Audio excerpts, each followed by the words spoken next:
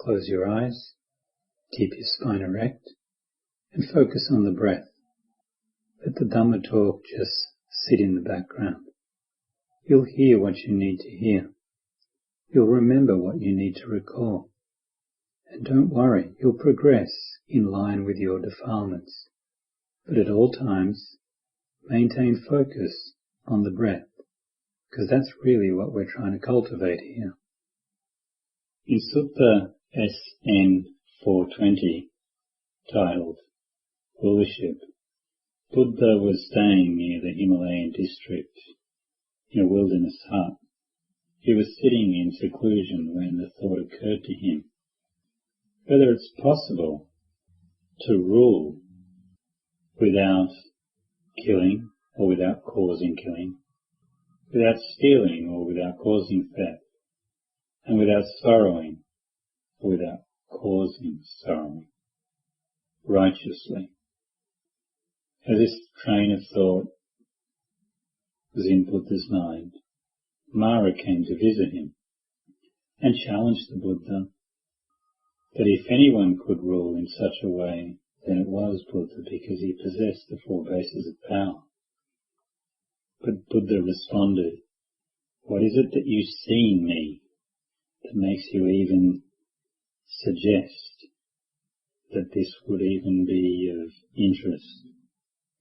Buddha says in the following verse, "The entirety of a mountain of gold, of solid bullion, even twice that, wouldn't suffice for one person.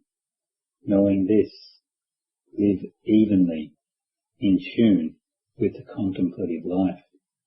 When you see stress and from where it comes, how can you incline to sensual pleasures, knowing acquisition to be a bond in the world, train for its subduing?"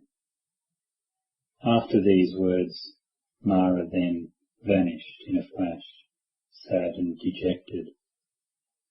It's interesting, these words that Buddha uttered and his immediate response to Mara, because I recall a story once, one of Buddha's past lives. He was born as a prince, and at a very early age, he detected the sort of responsibilities that would be required of him as he matured, as he became heir to the throne. And knowing this, he deliberately decided at a very young age to pretend to be a mute.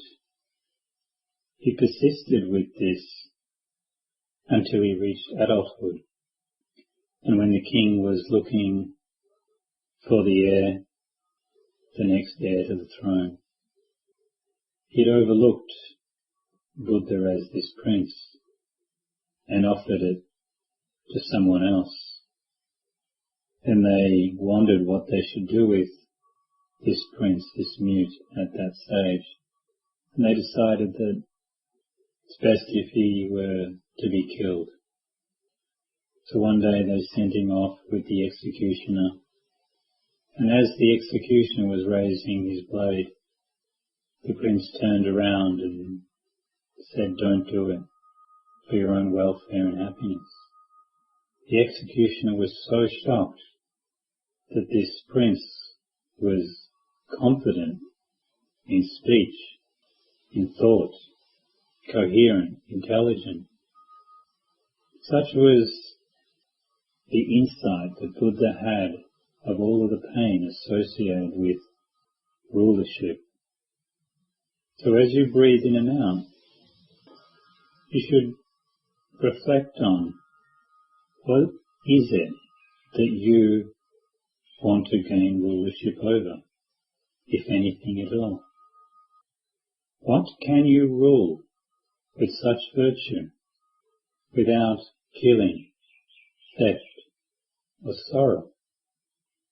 What you should rule over in each and every breath is your defilements.